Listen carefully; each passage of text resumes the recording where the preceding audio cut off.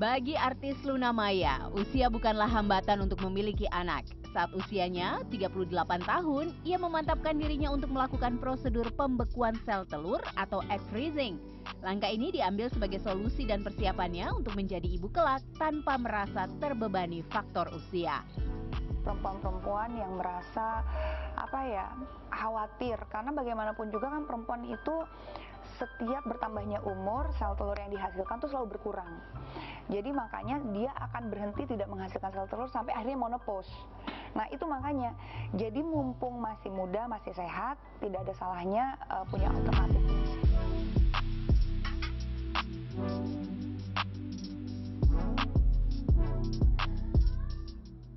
Tindakan serupa juga dilakukan Priscilla Ketzia. Perempuan berusia 26 tahun ini pada 2020 dan 2021 lalu menjalani prosedur egg freezing di usianya yang baru menginjak 21 tahun.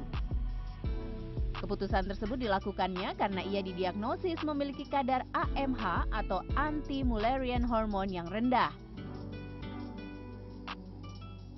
Berarti sebenarnya konotasi diagnosa low AMH itu karena saya udah terlahir dengan jumlah telur yang lebih sedikit, ya kemungkinan saya ada menopause early, terus ya pasti susah punya anak gitu. Ya.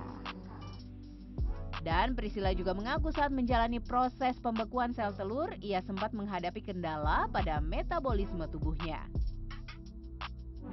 Efeknya sebenarnya lumayan temporary sih, cuman kita nggak bisa bohong, namanya kena hormon yang begitu banyak dalam waktu yang sesingkat-singkatnya, pasti kita ngerasa itu udah merusak metabolisme kita.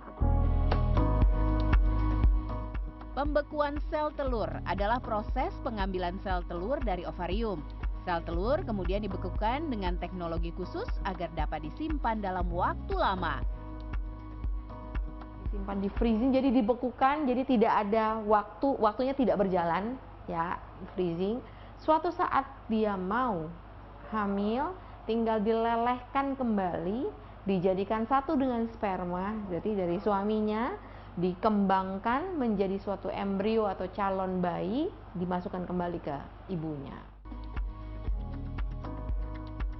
Dr. Cynthia menyebut egg freezing mulai banyak dilakukan oleh perempuan Indonesia yang sadar akan kualitas dan jumlah sel telur yang terus berkurang seiring bertambahnya usia.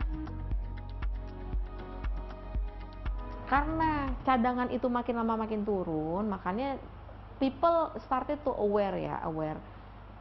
Nggak mudah mencari jodoh pastinya untuk beberapa perempuan. Sehingga mereka pikir, oh kalau seandainya makin tua, kualitasnya makin turun, kuantitasnya makin turun, kesempatan hamilnya makin turun, makanya mereka berpikir ada cara nggak sih untuk kita tuh menyelamatkan menyelamatkan telur-telur kita. Ternyata bisa dengan yang namanya oocyte freezing atau telur itu.